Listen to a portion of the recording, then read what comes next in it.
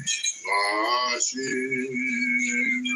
Gadash, water, Yahweh, water, Yahweh, washing Yahweh, Shalaki, Yahweh, for my sin as I cry. Yahweh, to your mercy over time. Oh Yahweh, washing our shine. Yahweh, pour upon the time. Oh Yahweh, washing our shine. My Father, I love you more than life anytime. Oh Yahweh, washing our shine. Rakakulas, Yahweh, for your mercy all the time. Oh Yahweh, washing our shine. Shalom, shalom. It's your brother Obadiah, house dad, coming to you this evening on what would be considered this somewhat of a new year period. Well, we all know how that is, right? I really was going through it today a little bit. Had a lot to deal with, a lot to go through. And but call on Yahawah Shem Yahushai. All praise to Yahawah Shem Yahushai that we are still here. But hopefully, as I said in the last lesson that I put out for the Father, for Yahawah Shem Yahushai, in His mercy and His grace, that this could be the start of the year of no more years. And if that is the case, then that would be great.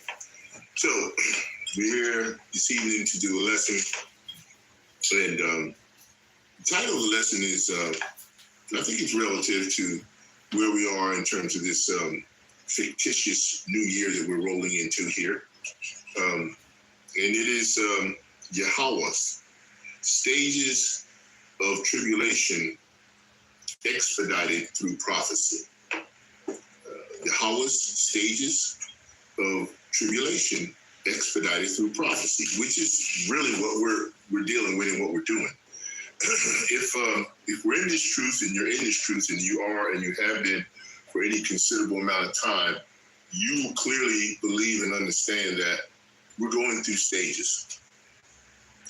But before we get into that, let's say salutations to all of the Akim and the brethren that are out doing the work diligently on the highways and byways.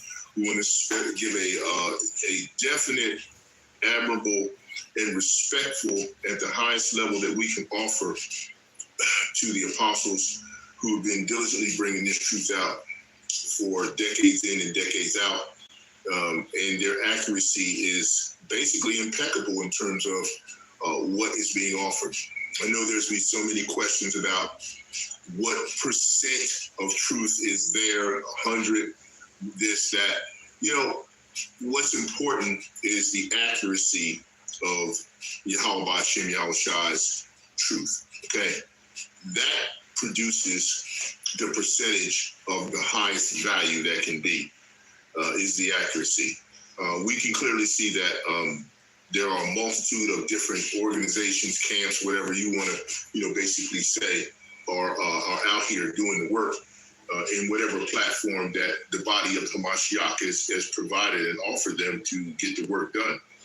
And we have to question their accuracy, but we don't have to question the accuracy of the One West doctrine that came out without high levels of what we would call bread that has a lot of leaven in it. There's no high levels of leaven in the bread that came out from the apostles who broke away from some of the doctrines that were becoming very wayward in reference to the truth. And so that brings them into the level of grace, mercy, and blessings that brings the level of accuracy that's important. We all should be considering ourselves, I would say, proselytes to the One West doctrine that was given to those elders that were before all of us in terms of what was brought out. You know, if you do not know who they are, you can easily find out because it's very evident that the information is available through GMS, and they can tell you that. Priest Ariel, King Marshall, they were all contributing. Of course, Albert Bivens from the beginning. YAHAWAH, it's all there. The one we clearly know that the accuracy and the truth came through the One West doctrine process of spiritual edification that was brought down through YAHAWAH'S. And we also clearly know that if you're not bringing out the sacred name, and if you know the sacred name and you're not bringing it out and you're not using it, you don't even have to concern yourself with acting as though you're dialed into the truth, because you're not. It's just simple as that. No one has the authority to change the sacred name. No one has that authority. No one has the authority to decide not to use the sacred name. Primarily because if you're not using it, then you are already in error. You already have broken your contract. The contract is void if you're not using the sacred name to expressly bring out the truth in terms of the word that's been given. So that just stands to reason. But we're going to get into this, and we're going to bring out a bunch of things, but I just want to say a few things that's very important. YAHAWAH'S has always strategically, through the living word, through YAHAWAH, who is the spirit of prophecy, things through the Father. I like to emphasize this because it's very important. That's why YAHAWAH has always leaned on me about saying that what we're supposed to be doing is praise, worshiping, and praying to Him. That's the first love. The law says you have no other God, no other power, no other than Yahweh. He's the top. He is the top of the pile, baby. He is it all the way around the block. He gave His Son power to operate under His power that He has created through His eternal existence. Mm-hmm. That power was levied to YAHAWAH to judge and control and disseminate all that has to be done in creation. This is very evident. You can't get past that. But we have to make sure that we understand the disclaiming process of bringing truth forward through YAHAWAH. The Father doesn't get mentioned very much, as you can see. We get a very strong precedent in bringing forth YAHAWAH, which we have to because He's given all power for the Most High.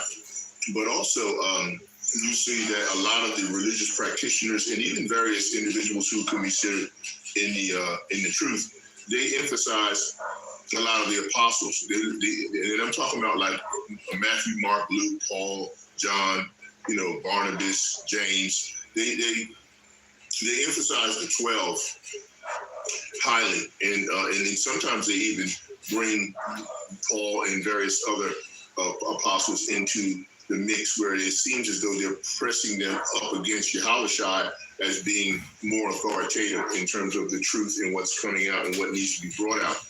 This becomes very problematic when it comes to, rightly dividing the truth and breaking down the truth in terms of what is spiritual common sense and what doesn't make any sense at all. And we see that to be extremely volatile when it comes to the wacky tackies. They're gung ho hard into that situation. This is something they do more than just about anybody else. They try to bring in the validation of the 12 and try to act as though Yahawashi came and changed the Most High's word to a degree where the law has been put away with, or the law has been set aside, as opposed to what is the truth and worshiping in spirit and truth.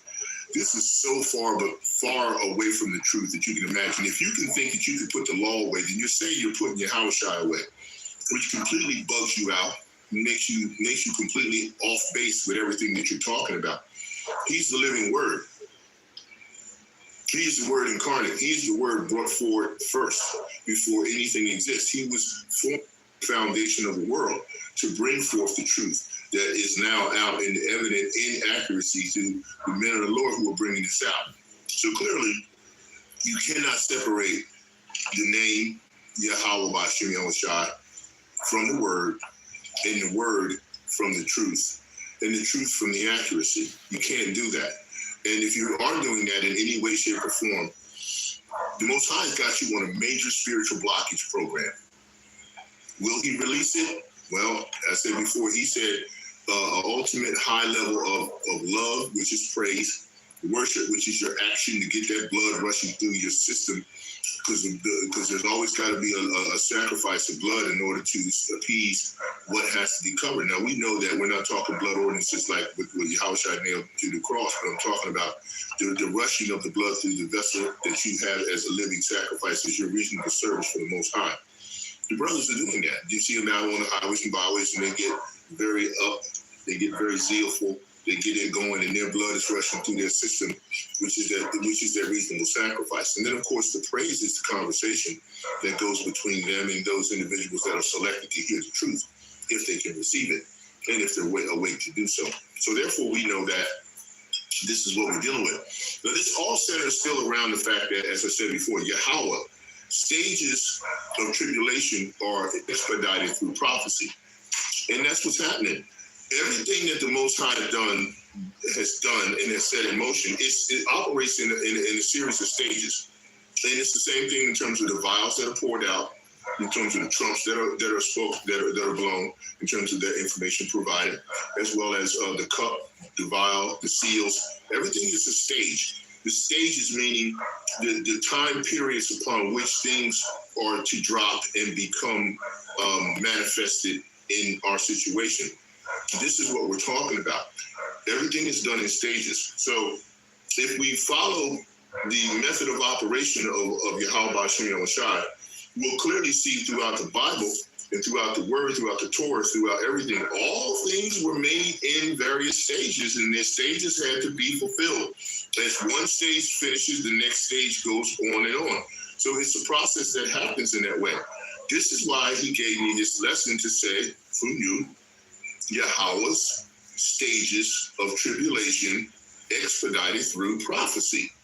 We know what tribulation is. That's a form of trouble that can also bring in a method of salvation, because through the method of salvation, you have tribulation bringing forth. Shalom, shalom, since I see you out there.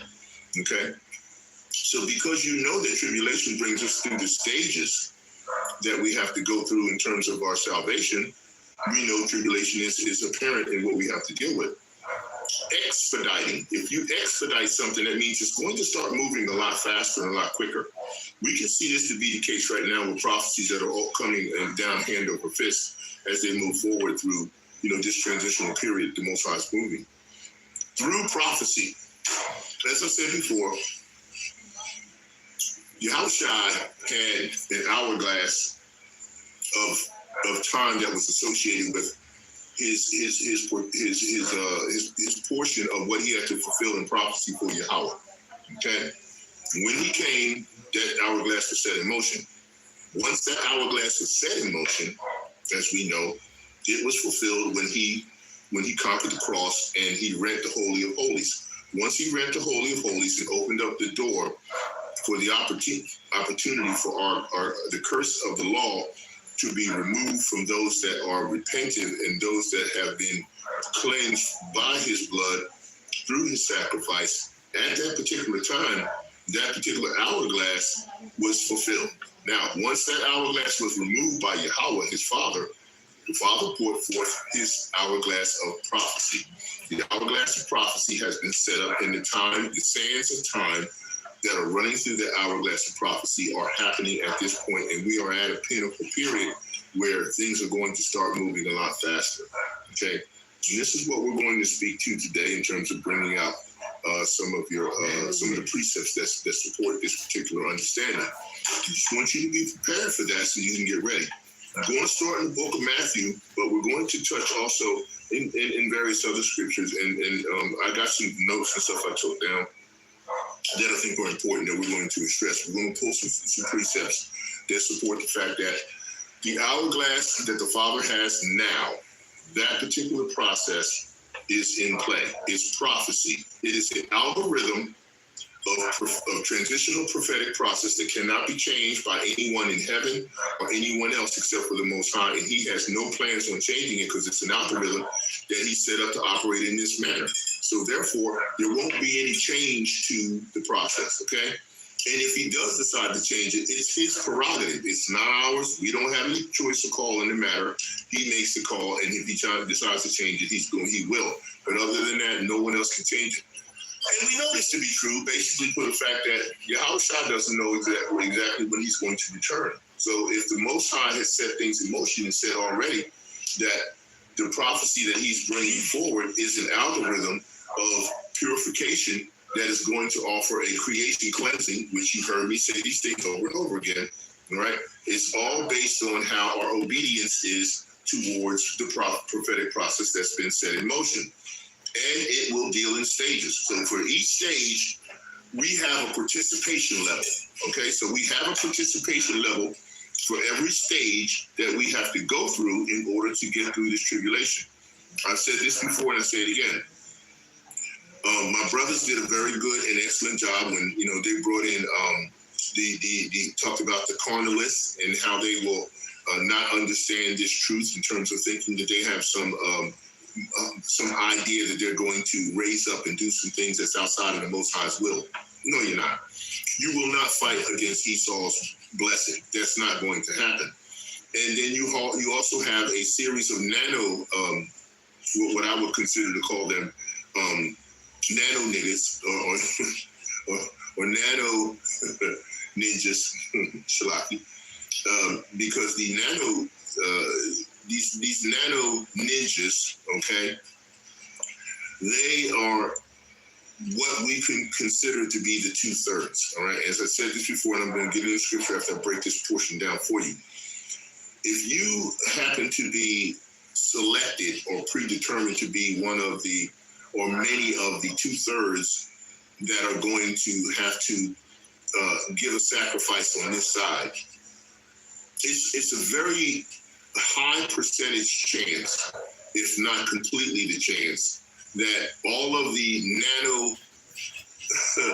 nanotechnical juice capacities will be part of your sacrifice. Let me say it that way. The nano juice faculties of participation will be part of your sacrifice. And because that could be the case, because 2/3 have to be deleted on this side here, it's highly probable that, if not completely factual, that all of the attributes of the nano ninja juice effects, along with the charagma and the MOTB, will all apply to the 2/3 that will have to give a sacrifice on this side. Okay, let's just take it down to where the rubber meets the road. There's 1/3, and then talking about also the elect and the very elect. Everybody has to go through a series of fire. The level of the fire is totally contingent upon YAHAWAH'S, no one else. Your predestinated process of participation on what level of the fire you're going to go through, or should I say, from the lesson, what stage of the fire you're going to go through, because it's going to happen in stages, is very important. Now, your participation and your and let's just say your activation, because there's going to be many nano ninjas who are going to be self-activating based on all of the attributes of the things that have been presented to them that they had to participate in, as far as Lucifer elixirs and and I can, you know what I'm saying. You know what I'm saying. Those attributes are going to be very factual. They're going our people in the truth, Israelites and any other nations alike, they're going to participate in that process. And once they participate in that process, it becomes an infection. It becomes a process that will just spread like worse than wildfire. In the process of contamination will become quite horrendous. Let me say that. The process of contamination will be quite horrendous. And the ones who provided this particular dastardly devilment of offering this particular type of sacrifice that had to be portrayed upon 2/3 and the rest of the nations, they are following the orders, and they're going in line with the directives of YAHAWAH'S. Most High controls all things, as I've always said. I'm going to continue to say it. There's nothing that is within and under his creation that he does not control. So we will all, me, you, and everyone else, we will go through the stages that we've been predestined to go through. And the scriptures tell you, if it weren't for Yahawah understanding and showing that the mercy has to come through shortening the time and the period, roughly paraphrase, there'll be no flesh saved. So we know that. So we know that the nano niggerettes and the nations of the world and all of those that oppose and go against YAHAWAH'S and blaspheme his sacred name and blaspheme his sovereignty and his righteousness, 2/3 of our people, judgment starts first in the house of Israel, in the house of the Most High's house of his chosen people. And then it's going to spread through everywhere else. But no one is going to get out of here untouched, because we all have to go through a stage of fire. So, even if you have a member in your family, let's just use this as an analogy or an example. It could be very true. If they happen to fall under the category of the 2/3, and let's just say they had to get the nano niggerette juice, okay, and they got the nano niggerette juice, and you happen to have a very open and intimate relationship with them, the process of passing the technology through this system that you live and operate in day to day is going to become very problematic for those that are not in this truth, in terms of knowing the sacred name and operating at the level of the sovereignty of the sacred name. So that means if you lay with something that is, let's just say, contaminated with the nano niggerette juice, and you have that Lucifer elixir with that in you, it's a good possibility that transmission will be succeeded. Okay, I'm just saying. Now, if you have not, of course, willingly decided to participate with that particular nano niggerette juice, then you're not, and you're in the truth, then you will not be susceptible to the judgments and the wrath that comes from that process. But if you know that this is what you selected to do and you've done it, then of course then you are self-activating, and when that self-activator fires up, you will light up. I guess you'll light up more than anything they've ever seen on any of their holidays that they celebrate. So this is what we were talking about in stages. Stages of this will occur. Stages of zombieism will occur based on nano-niggerhead juice-induced individuals. You're going to have a multitude of levels that will come about from various different other platforms that are going to be produced and pushed towards you. I'm sure you can understand what I'm saying. If you are above an 8th grade level, you should not have a problem with understanding the dialogue upon which I'm giving you this information. We always have to be extremely cautious in the things that we say because of particular community guidelines, and we want to make sure that we can provide you with as much directive and information that's necessary for you to be able to go through the stages of the tribulation that the Most High has set loose on this entire world. And he told you that he would go through it with you, okay, all the way to the end. He would be with you to the end. So that means no one's going to slide around, escape around it. And it's highly probable, if not factual, that the chariots will be showing up in the nick of time, because it says that the elect will scarcely make it. So if you're a scarcely makeiter, if you're going to make it in a scarcely fashion, then what that tells me is that it's going to happen more towards the end of consummation as opposed to in the interim. So while we go through the interim process, it's going to go in stages. And you have to be able to survive each stage with your obedience and participation based on what the scriptures tell you you're supposed to do. And the men of the Lord are giving you directives as best as they get it from YAHAWAH'S, YAHAWAH'S, and the Ruach HaKodesh to what stages and directives you need to go through to get there. You cannot fight against the puppetized Esau Edom, because that's not the nature of what we're supposed to be doing. You are not to be an infidel. You protect your person and your family. It's always been through the Bible that they've always protected their families as they travel through various situations and tribulations in the Bible.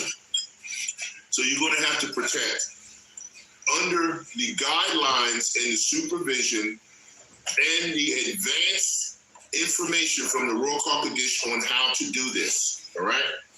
And the methods upon which you will protect your family so you won't be an infidel has to do with the fact that you must be prepared. And to be prepared, you get into this Bible, this one right here, okay? And you read and find the directives and the way that you're supposed to do that. And once you do that, you will be protected, because Most High will send reinforcements with his angels to protect what you are prepared to cover. It's real simple. No one's going to be a Rambo. Don't be an idiot. There's no Rambos here in this truth of ours. You're just going to be not an infidel, but you're going to be a prepared, sacred, blessed participant for YAHAWAH'S, YAHAWAH'S. And that's what you have to be looking forward to. Okay? You know, don't be a carnalist and think that you're going to fight against somebody, because you're not. Okay? You're going to protect your position with the power and the love, grace, and mercy of YAHAWAH'S, YAHAWAH'S. And that's all you should be expected to do. All right? Most High is always shown in Scripture and through history and prophecy that everyone that he talked to and spoke to and gave direction to, he told them to prepare before he dropped the bottom out of what he was going to do. You got plenty of evidence of it all through all the prophets, all the ones that all the similitudes of saviors. Joseph, Noah. Noah was given information to prepare because the flood was coming. He talked for 140 years, telling them, what was coming, and he was told to go prepare, and he did it. Okay, so don't get it confused and don't get it twisted. No Rambos, no nano-niggo Rambos doing nothing out here. You ain't black, you ain't a color, you ain't all this other stuff, African, that's not you. You are the chosen people of the Most High, okay? You so-called Negroes, Latinos, Native Americans, this is who you are. So prepare based on what the Bible says in the scriptures. Follow the examples of what has been shown before. Praise, worship, and pray, and get into the truth. And you'll see the manifestation of the power of YAHAWAH'S. Let's get into some scriptures. Let's get ready to rumble. Okay. Let me get my glasses on here. Okay. All right. Let's get to it. First place we're gonna go. Okay, you know my diatribe. I had to do it. I had to give. This is what the Most High tells me to do. If you can't hang with the fact that I got to tell you what I got to tell you, go somewhere else and go watch something else. Go turn on whatever you want to watch. But this is what I have to do. Okay, so you're gonna have to deal with it. Matthew chapter 24, and we're going to start at verse 4, and we're going to get 4 and 5. This is Yahushua. We're in his world now. He's going to tell us, how we have to deal with one first level of the stage that we're going to deal with in prophecy, which is deception. I said it before. The biggest power that's going to come during this particular transitional period as we're coming into this part of things moving a lot faster is deception is going to be of the highest level and of the most potent. It's going to be very potent and very high. And that deception is going to come from Esau, Edom, the puppetized demon that is being poured forth from the left-hand side. And it reads, and Yahushua answered and said unto them, take heed that no man deceive you. See, right off the bat. Okay? 5, for many shall come in my name, see, the wrong name, all right, not even coming in the sacred name, but they may try that. Okay? Saying, I am Hamashiach, and shall deceive many. And of course, you know the rest, because you can read it. And ye shall hear of wars and rumors of wars. See ye that be not troubled. For all these things must come to pass, but the end is not yet. Okay? All right? And then we go to 6. And ye shall hear of wars and rumors, what you said at 7. For nation shall rise against nation, and kingdom against kingdom, and there shall be famines and pestilence and earthquakes in diverse places. Now, nation against nation means you're going to have tribes of culture, a culture of people that are going to go against another culture of people. Okay? This is what they meant when it says nation against nation. A culture of people against another culture of different people. 2 nations are in your womb. Okay? You know that this is what was said to Rebecca. This is what we're talking about in terms of nations against nations and cultures against cultures. This is what we have coming. So you must be prepared. 7, for nation shall rise against nation and kingdom against kingdom, and there shall be famines and pestilence and earthquakes in diverse places. All these are the beginning of sorrows. See, that's a stage. That's a stage. A beginning is a stage period. It's a part when things start to happen in sequences, okay? Then they shall deliver you up to be afflicted. When you get afflicted, you can get contaminated. You can become, basically, you can become toxic, afflicted, and shall kill you, and ye shall be hated of all nations for my name's sake. Isn't that the case right now? Don't we see that to be the case right now, that we are hated among all nations? Because that's exactly what's going on. And we cannot mistake that at all. One of the things that I remember very clearly is, the Old Testament period, around 721 BC, is when the northern kingdom of Israel fell out and just was all jacked up. And then, of course, around 587 BC for the southern kingdom of Judah, they fell out. So you can see that already started the stages of debacle and things going wrong. Okay, you can clearly see that to be the case already, right under that premise. We're going to go and talk more about, of course, the prophecies that are on the way and things that are coming down. I've got some precepts that I want to bring out to you to prove to you that the prophetic process is built upon stages.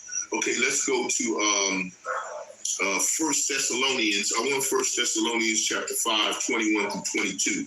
Okay, so go with me to 1 Thessalonians chapter 5. All right. And we're going to go from, as I said, 21 to 22. And it reads, prove all things, hold fast to which is good, abstain from all appearances of evil. Okay, so you have to prove all things. And this is where we know that the accuracy of the One West program that was given by YAHAWAH'S that's filtered down through the brothers and the elders of the apostles of GMS that brought forth accuracy. And then you see everybody else that's done spin-offs and break-offs of their organizations and their different divisions and stuff. And you can notice that their accuracy is off. Their accuracy is way off in many things. A lot of them, like I said before, they celebrate Friday sundown and Saturday sundown. They do that. You know, they don't follow the protocols in terms of how they're supposed to present themselves as a living sacrifice. They're all in T-shirts and doing all kinds of stuff. They're selling trinkets and smell goods and albums, and it's just way out. That has nothing to do with the way the truth is supposed to be portrayed. And so you said you're supposed to prove all things. How can you prove that the things that they're doing is valid? You can't prove at all that Friday sundown and Saturday sundown was actually the Sabbath. You said prove all things and hold fast, which is good. That's not good. So why are they holding fast to that? See, that's another stage of spiritual blindness that's been put upon them. They're stuck right there, and they can't get out of that because the Most High won't let them come out of that. And that's where they are, okay? All right, and, okay, now I want to go to also 1 Corinthians 13:2. Okay, so we're right here in Thessalonians, so let's pop out and go to 1 Corinthians, all right? And we got, 13:2, right? And it reads, and though I have the gift of prophecy and understand all mysteries. See, now, who are they talking about? When Paul speaks about this, is he bragging? No, he's been given the ability to break this down for scattered Israelites all over where he has to travel. Okay, so if he says, all right, and though I have the gift, it's a gift. It's not something that you can easily pick up and acquire and just start reading. You have to be predetermined and predestined to do this. The gift, okay, of prophecy and understand all mysteries and all knowledge, and though I have all faith so that I could remove mountains and have not charity, I am nothing. Okay, so what does that mean? If you have not charity, that means you have nothing. This is easy. See, what is charity anyway? Charity means that you have to perform something for someone without you believing that you have to receive something in return. Okay? You don't have to receive anything back from anyone to give this truth. Okay? Because even in the scriptures, it tells you that, you can buy and sell it, buy and sell not, and give the truth. Right? So freely given, freely obtained, or freely acquired, freely given. Roughly paraphrase, but you know what I'm saying. Okay? Charity suffereth long for, right? Okay, Shalaki. 3. And though I bestow all my goods to feed the poor, and though I give my body to be burned and have not charity, it profiteth me nothing.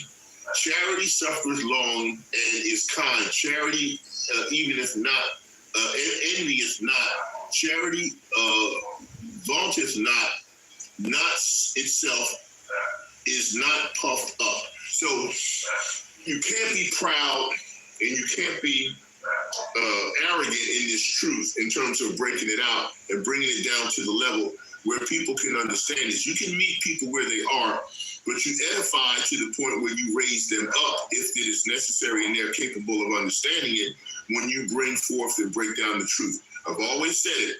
If you're going to reprove and move, before you reprove and then move, give the contrast. Show what you did wrong, name the violation, present the scripture that judges the violation, present the dialogue to address it. Make sure that you disclaim the fact that you don't have the power, but YAHAWAH'S does, and then give the contrast on how to not do that through the scriptures, not your own personal opinion. Through the scriptures, how to correct the violation that is wrong. This is the portion that has to deal with making sure that you cover charity that suffereth long and is kind. Charity is not envious. It's envious not. Charity is not vaunteth not in itself. It is not puffed up. You're not so proud in that. You have to have humility. All right. So I wanted to make sure I brought those two precepts out. Right. All right. So next I want to go to 1 John 4:1. Okay. So most of us know that one. That's pretty evident. We kind of all live off of that one a lot. Okay. 1 John 4:1. Beloved, believe not every spirit, but try the spirits, whether they be of Yahweh, because many false prophets have come out into the world. Now, see, this is why we always emphasize the fact that if they're not using the sacred name, they pretty much label themselves and mark themselves as primarily operating under false prophet activity. This is what you're doing. Now, are they actually false prophets completely? That could definitely be the case, but we don't get to make that call. Only YAHAWAH'S gets to make that call. And they may be false prophets, and then they may not be false prophets because they just might be spiritually blocked for a specific period of time. They may come from under this blockage, just like Paul, when he was Saul, and he had the scales that were put on his eyes when YAHAWAH'S, when Yahawashi knocked him off the horse and spoke to him in the language of heaven, which is Paleo Hebrew. Saul, Saul, why hast thou persecuted? Why you persecuted me? I am Yahawashi, who thou persecuted. Roughly paraphrase.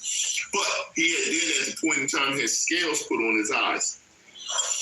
And when the scales were put on his eyes, he was unable to see certain portions of the truth, but he was still on the mission to go to Nicodemus in order to continue what now he, as a chosen vessel of the Most High, predestinated, that he was going to now do the work. Okay, so therefore we know that there could be prophets that also have some similitude of spiritual blindness.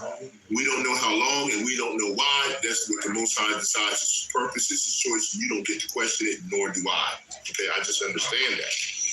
Okay. All right. So then we know in 1 John, test every spirit. That's why we also say that we're going to look like every nation. You can't say just because someone is in an Edomite package that they may not necessarily be an Israelite, because we've been scattered all over the world. So therefore, we're going to come in all kinds of different packages, but the spirit has to be tested in order to know that. Okay.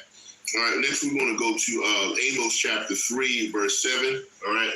So go with me there to Amos chapter 3, verse 7. So see, what we're doing here is we're knocking down these strongholds of falsehood, and we're knocking down these methods where people come at us and try to tell us we don't know the truth, we don't know the sacred name, we don't know the word. All this is what we need to block out, and we need to fight against it in a spiritual way for YAHAWAH'S. That's the way that you're supposed to contend for the faith, okay? Don't get into long debates with these people. That's not necessary. Quote, like I said, quote the violation under your reprovement.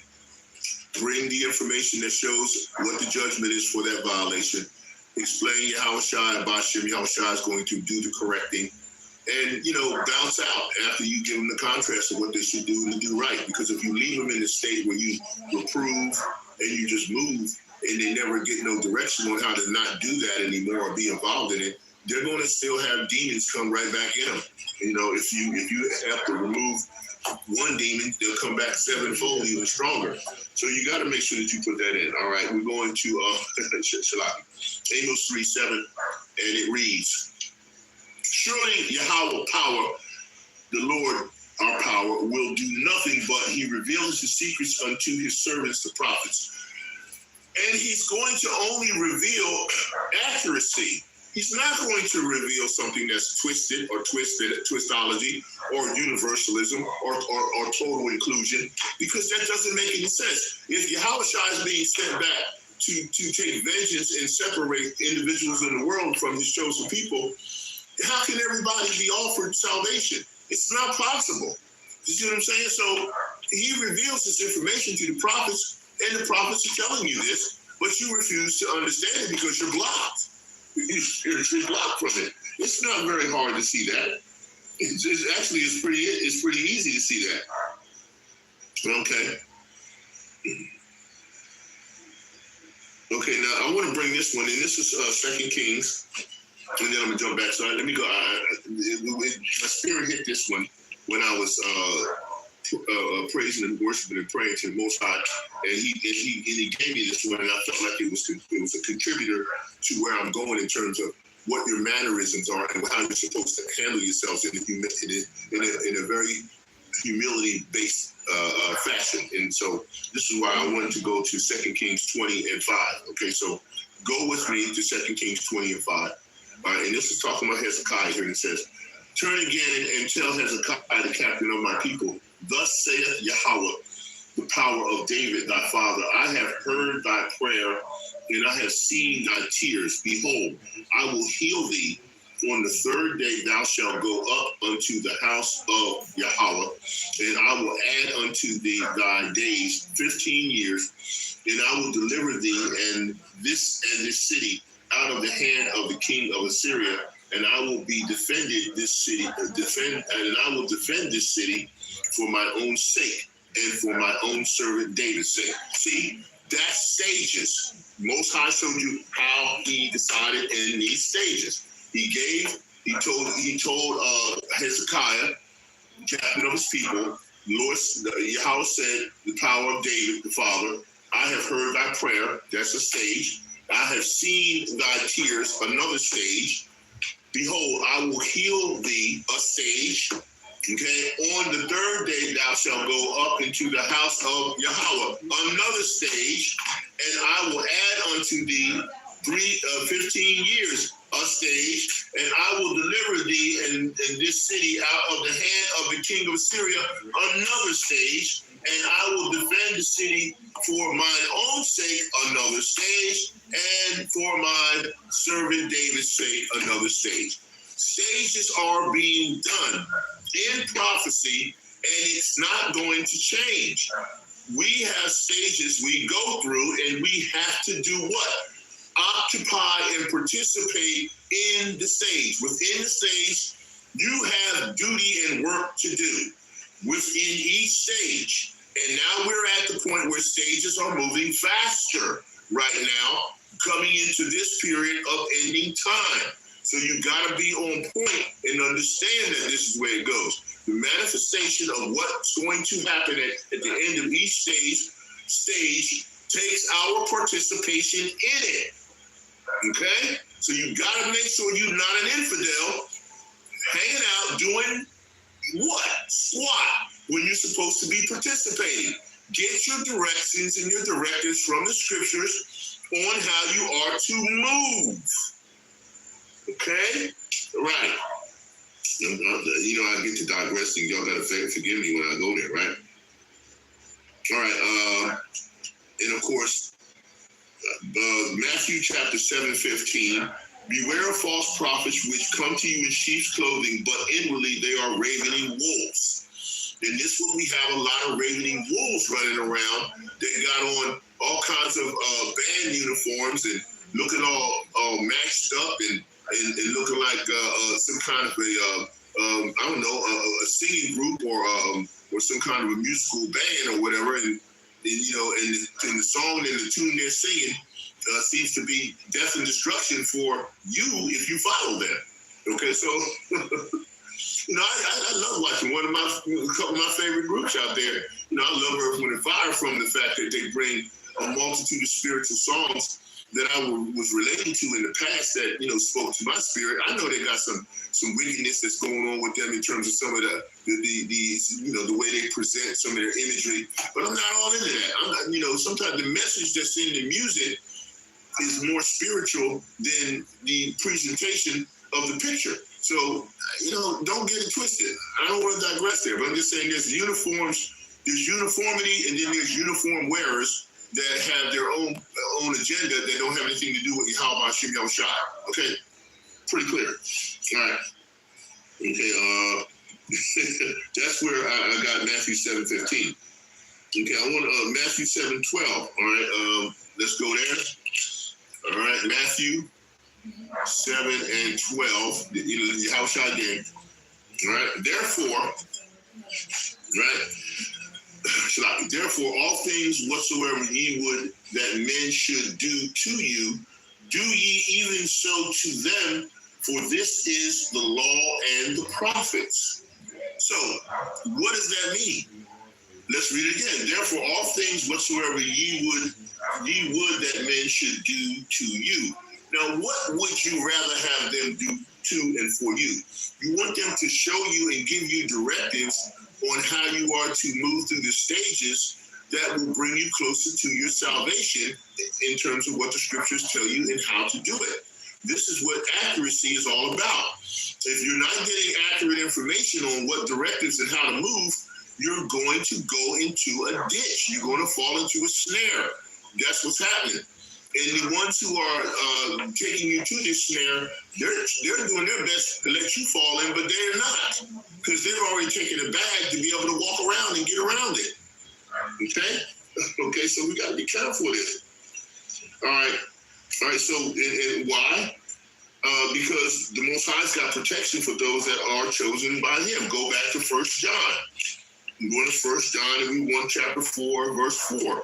And he says here, ye are of Yahawah, little children, which means he's talking about the Israelites, right? You are of Yahawah, little children, and have overcome them, because greater is he that is in you than he that is in the world. So that means you have to get the directive to go through the stages so that you can be greater than what's in him and you from him than what's in this world, that he says, if you're a friend of the world, you're an enemy of YAHAWAH'S. Okay, so let's not get it twisted. This is directive that you need to understand. Okay? My notes, next one that I'm going to pull from here. All right. It's Isaiah 7:14. Okay, so let's go. That's what I got for my next precept. Isaiah chapter 7 and verse 14. Therefore, the Lord himself shall give you a sign. Behold, a virgin shall conceive and bear a son, and shall call his name. They said Emmanuel. It's not that. It's YAHAWAH'S, right? Butter and honey shall he eat, that he may know to refuse the evil and choose the good. Do you know how to refuse the evil and choose the good? Or are you under the deceptive power that YAHAWAH has used through his puppetized demon, Edom, that is being perpetuated out here in the world to give you a morsel of something that you think is good for you, and it's actually not butter and honey, it's bitter, and it's not honey. It's worse, it's fake honey. And nothing worse than fake honey, because it's GMO and it's going to cause you and your body and everything else that's going on with your spirit to be rejected. So that's why you don't want to have, you don't want to go and get in that Negroid shot, the nano niggerite juice. You don't want to do that. Okay, you got to stay away from that. So next I want to go to Romans, all right? And bear with me, going to Romans. We're going to Romans chapter 3, all right? Romans 3, and we want 21 and 22, all right? Romans 3, 22, and it reads, all right, it reads, but now the righteousness of Yahawah without the law is manifested, being witnessed by the law and the prophets. So you can clearly see if the righteousness of Yahawah without the law is manifest, being witnessed by the law and the prophets, what are they telling you? That means that you have to go through YAHAWAH. YAHAWAH, you have to have faith in YAHAWAH, and you have to practice the righteous act from Judges chapter 5 and 11. You cannot get one without the other. It has to come in a total package. Just like I always tell you, praise, worship, and prayer. You have to have all of it. Because in order to activate the total higher love that YAHAWAH wants to see, you need to be able to offer that. Okay? All right, 22. Even the righteousness of Yahawah, which is by faith of YAHAWAH HaMashiach unto all and upon all them that believe. for there is no difference. It's right. All right. Now, what is the difference? This is to the scattered. See, when wacky tackies read stuff like this, they automatically think universalism. No, the Most High is not participating in, nor has he ever participated in a collective universalism in terms of everyone that's going to be accepted and brought into true power and rulership in the kingdom. No, it's only for the Israelites. We're talking to the scattered Israelites that are scattered all around the world. This is not including any of the other nations of the world, okay? That's why he said in Psalms 147, I show my words to Jacob, my statutes and my commandments to Israel. I have not dealt so with any other nation. He comes in a volume of the book. Do not try to separate and think that the New Testament is offering you a way in. It does not. It is just for Hebrew Israelites. What is it that you believed and had before you got a hold of our sacred book? Go back to that, because this is not for you. Okay? Just so you know, all right? And I read that in terms of Romans 3, 21, 22. And for all have sinned and come short of the glory of Yahweh, being justified freely by his grace through the redemption that is in the Hamashiach Yahushua, whom power hath set forth to be a propitiation through faith in his blood, to declare his righteousness for the remission of sins that are past through the forbearance of Yahweh. So what he's telling you is that this is the cleansing of the sins of Israel, not anybody else. Because if he was cleansing everybody else, who's he coming back to destroy? Who's he coming back to get rid of? If everybody's covered. So that doesn't make any sense. It don't fly. All right. All right. So what do we need to do? We need to rejoice, right? So let's go to Zechariah 9:9. Because then we can find out how it is we're supposed to rejoice, right? Zechariah 9:9, and it reads, Rejoice greatly, O daughter of Zion, shout, O daughter of Jerusalem, behold, thy king cometh unto thee. He is just and having salvation, lowly and riding upon an ass, and upon a colt, the foal of an ass. Okay? Now, we know he's not coming back the second time like that. That's when he came the first time to redeem us, okay, from the curse of the law. This time when he comes back, he ain't going to come back like that. He's coming back as a powerful angelic force from Yahweh, Bashim Yahushua, and he's going to be kicking, dragging, and taking names. So if you one of the names that he has to kick, then you must be one of the dragons. It's real simple. It's not complicated. Okay. All right, now we're going to go to...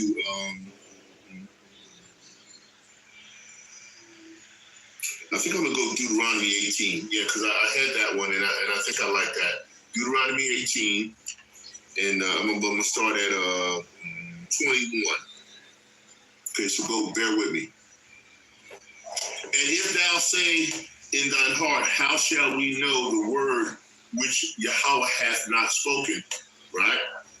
When a prophet speaketh in the name, the true sacred name of Yahweh, if the thing follow not, nor come to pass, that is the thing which the Lord Yahweh hath not spoken. But the prophet hath spoken it presumptuously. Thou shalt not be afraid of him. So if you got a lot of these doctrines of devils coming out of these false prophets that don't have the accuracy of the word in total completeness, and what they're saying isn't coming to pass, why would you follow them? You're not supposed to follow them. That would be an error in your way, and then that would be an error in the way that you operate. Do not do that, okay? All right. This automatically brings me right into Matthew chapter 5, because that backs up what I'm saying here. Matthew chapter 5, and you know where I'm going, 17. All right. Think not that I am come to destroy the law or the prophets. I am not come to destroy, but to fulfill. Okay? Verily I say unto you, till heaven and earth pass, one jot or one tittle shall in no wise pass from the law till all be fulfilled. All been fulfilled? Well, no. Why? Because it's stages. Just like I said before, Yahawah's stages of tribulation expedited through prophecy. This is what Yahawah is telling you. It's still stages. All right? And he backs it up with his proof through Micah 5, because people always ask, well, how do we know you got the truth? How do we know what you're saying is right? You know, you could be wrong. Or, you know, what does Micah chapter 5:2 say? Okay, it says, but thou, Bethlehem Ephratah, though thou be little among the thousands of Judah, yet out of thee shall he come forth unto me that is to be ruler in Israel, whose going forth hath been from old and from everlasting, Alpha to Omega. Okay? For all you wacky tackies who think that Yahawashi is the Father, and the Father is Yahawashi. The Father doesn't have an existence. In other words, what I'm saying is, he is self-existent. He doesn't have a beginning, Shalaki. He does not have a beginning.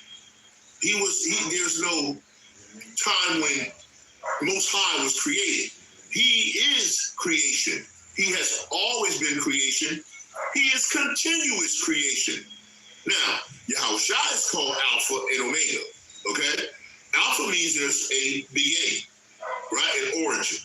Omega means what? That it is being fulfilled forward. The beginnings and the endings of various stages. That's what we're dealing with. There's a stage. Alpha is a stage. Omega is a stage. The Most High provides the stages through Yahawashi and his resources, his angels. Okay? You see how that ties together? It's real simple. It's not complicated, okay? And so, basically, what we are trying to get you to understand is there's individuals that have been sent. Now, if these individuals have not been sent, then who has? Who else is bringing accuracy? Please, if you can, prove it, show it, because it's not very apparent that anyone else is doing it.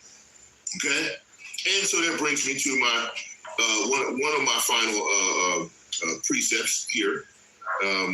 In Isaiah 6 and 8. Okay, so let's go there. Let's go there. 6.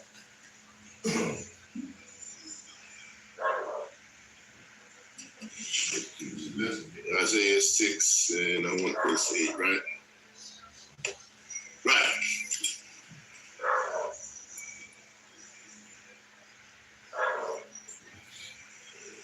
Also, I heard the voice of the Lord saying, whom shall I send, and who will go for us?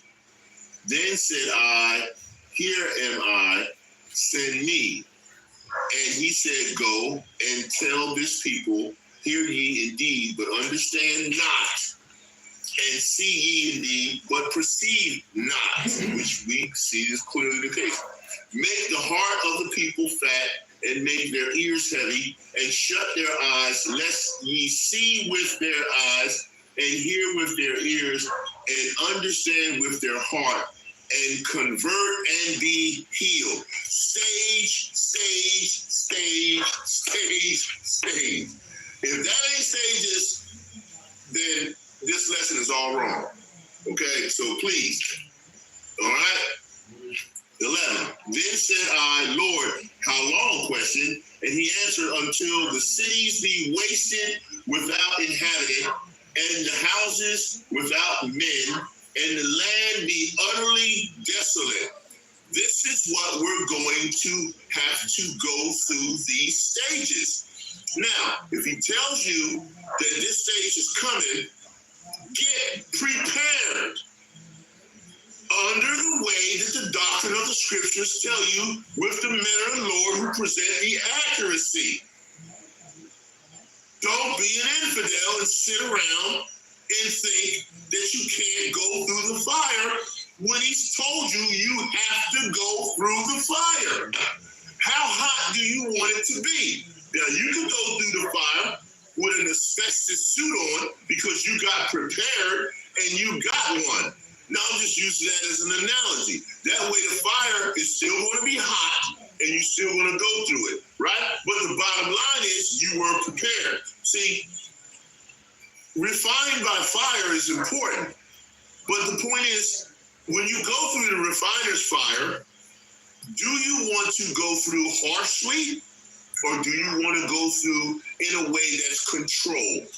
I'd rather go through control with YAHAWAH'S leading me and moving me through the scriptures to tell me what I need to do so I can be prepared like Joseph was, as opposed to not knowing what to do. Now, the Hebrew children, the three who went through the fire, they were prepared.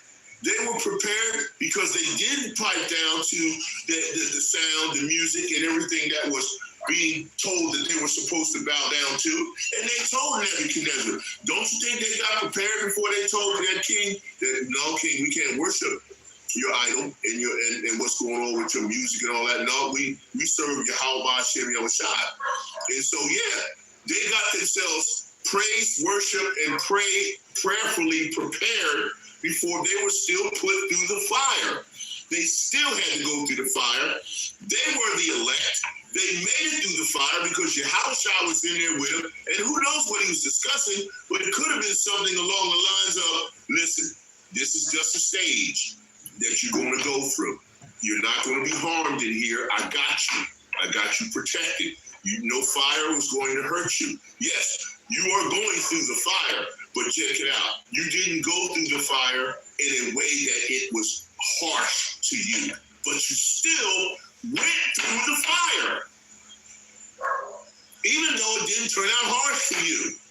It could be the same way now. You can go through the fire, but it doesn't necessarily have to be harsh for you if you follow the directives of YAHWAH'S and what he says in these scriptures. Translated accurately.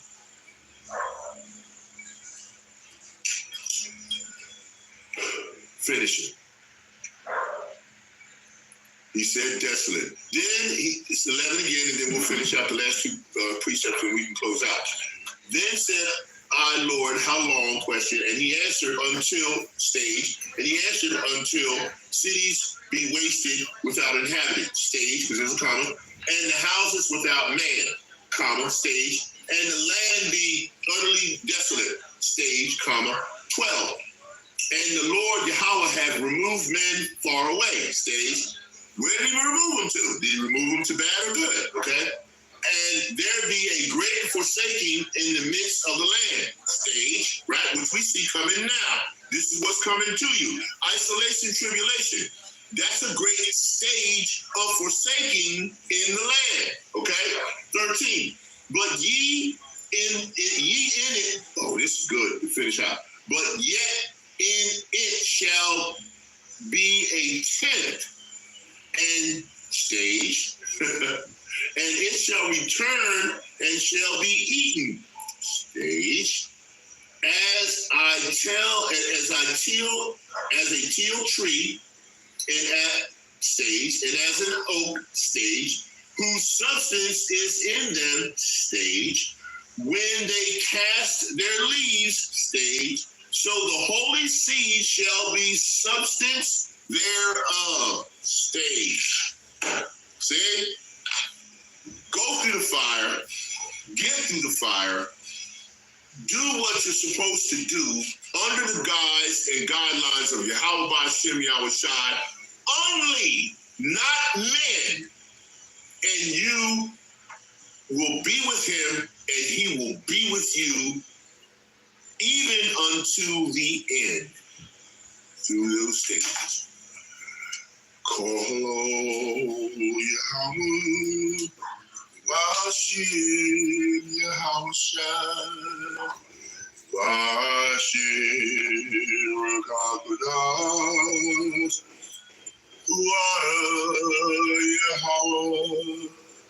Yahawah, Yahawah, Shalaki, my Father, for my sin that I cried. Oh, Yahweh, Vashim, Yahweh, Rakatha, Yahweh, Vashim, Yahweh, Oh, Yahweh, Vashim, Yahweh, Shalaki, Yahweh, for your mercy every time. Oh, Yahweh.